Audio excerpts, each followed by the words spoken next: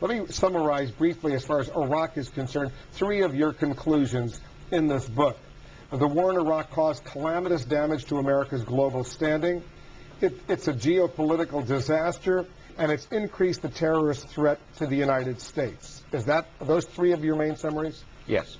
Let's talk about each one. It's caused calamitous damage to America's global standing. How calamitous would you assess the damage? I'll just give you one example, but one could talk literally for an hour. The BBC recently conducted a worldwide poll asking people to rank countries in terms of their most positive contribution to world affairs and the ones that have made the most negative. The 3 most negative countries, rated by some 28,000 responders, were in this sequence. The worst, I'm sorry to say, Israel.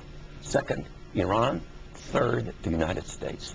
Now, this is 15 years after we became the only global superpower, when we had a chance to really shape the world.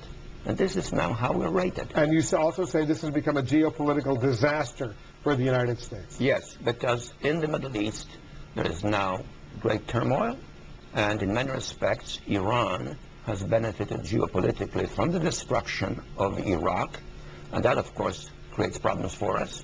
And beyond that, we seem to be bogged down. Are the 28 million or so, 27 million people of Iran better off now than they were under Saddam Hussein? You mean of Iraq? I mean of Iraq.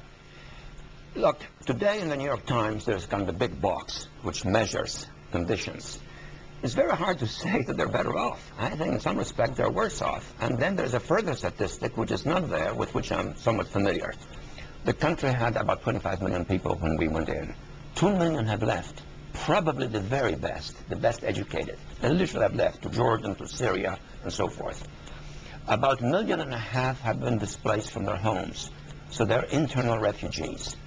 And maybe as many as 500,000 were neither born because of lower birth rate, or died earlier because of higher mortality, or were physically killed. So we have deprived that country of close to 3 million people. And we've devastated the country. You also say that instead of reducing the terror threat against the United States, the war in Iraq has increased the terror threat to the United States. Explain what your thinking is on that. Yes, it has intensified hostility towards the United States in the Middle East and increasingly in the Muslim world at large. We have contributed to that not only by what we have been doing in Iraq, but we have contributed to it also by a kind of Islamophobic language which identifies almost all Muslims as enemies. And that, of course, creates a wider, bigger, more fertile recruiting ground for terrorists. But you also heard Stephen Hadley, the current National Security Advisor, say by fighting al-Qaeda in Iraq, the United States is preventing them from coming over here and committing terrorist acts in the U.S. homeland. Look, if you extend that logic to its logical conclusion, we should be fighting, and we might be fighting before long, also in Iran, more deeply in Afghanistan, potentially in Pakistan.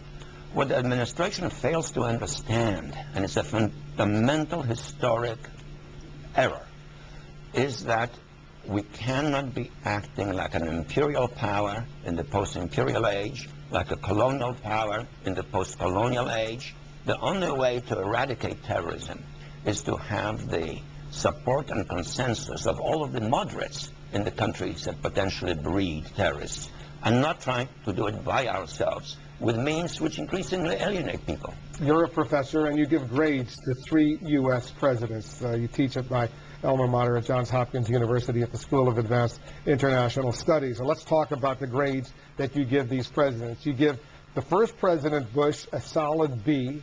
You give President Clinton an uneven C.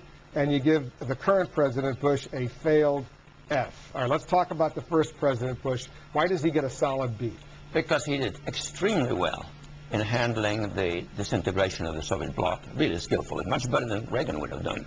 And he acted with resolution, but inconsequentially in the Middle East, and he failed to exploit the enormous standing he had, really enormous, to set in motion some larger, more compelling vision of a new world that the United States would shape, being now the global leader.